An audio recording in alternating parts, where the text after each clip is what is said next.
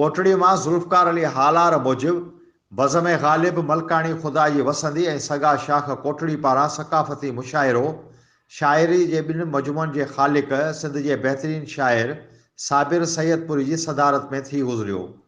तक़रीब में मेहमान ख़ास बहितरीन सुगड़ काज़ी बदर, बहितरीन लेखक अदीब शाइर कहाणीकार मुतरजिम लतीफ़ जे पारखू इल्ताफ़ मलकानी, सगा शाख कोटड़ी जे जनरल सेक्रेटरी अब्दुल सत्तार भुट्टो, रोशन ॾेपर, फयाज़ कमिराणी, नज़ीर अहमद मला, सुघड़ अली गुल रिंद, ख़ादिम हुसैन एज़ाज़ी महिमान तौर शिरकत कई।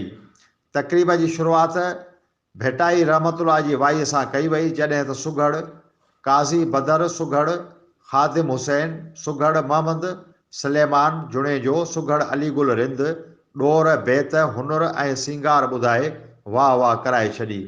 नंढड़ी छोकिरी महरुल निसा बेत सिंगार ॿुधाए वाह वाह कराए छॾी ऐं भरपूर दाद ऐं इनाम हासिलु कयो। साईं इल्ताफ़ मलकानी शाह अब्दुल लतीफ़ भेटाई रहमतुल्लाह जी शाइरी जी रोशनी में सक़ाफ़त ते वीचार वंडिया।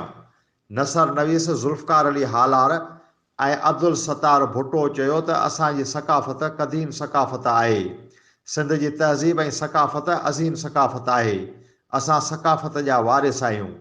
रोशन ॾेपर फयाज़ कमराणी पंहिंजी शाइरी पेश कई, जॾहिं त उस्ताद नियाज़ हुसैन ख़ासखेली क़ौमी गीत ॿुधाए वाह वाह कराए छॾी। प्यार अली प्यार तालिबुल मौला ऐं शाह अब्दुल लतीफ़ भेटाई रहमतुल्लाह जी शाइरी सुरीले आवाज़ सां ॻाए ॿुधाई। नज़ीर अहमद मला जानण चन जी चूंड शाइरी लतीफ़ साईंअ जे आशिक़ मिस्री जमाली शाह अब्दुल लतीफ़ भेटाई जी चूंड शाइरी ॿुधाई। जॾहिं त शेर मोहम्मद जमाली, बशीर अहमद जोयो, लाहौती मोहम्मद रमज़ान जमाली, फ़कीर सदाकत चांडियो, रजब अली चांडियो, जावेद चांडियो ऐं अब्दुल हमीद जमाली समेत शाइरनि अदीबनि शिरकत कई।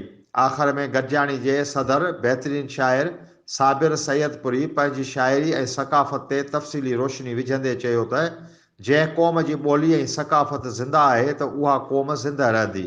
सिंध जी सक़ाफ़त क़दीम सक़ाफ़त आहे। आख़िर में सभिनी साथियुनि जे लंगर जो बंदोबस्तु कयो वियो। कारवाई ज़ुल्फ़कार अली हालार हलाई। अहिड़ी तरह सक़ाफ़ती मुशाइरो पुॼाणी ते पहुतो। पत्थर सांप ए दिल आहीं तू शीशो लड़ी पत्थर सांप लड़ी पत्थर सांप है तो कल पत्थर पघारे तो कल पत्थर पघारे सिरड़ो निवाए जा सिरड़ो निवाए जा ए दिलेड़ी हिम्मत कर, ए दिल भर मना।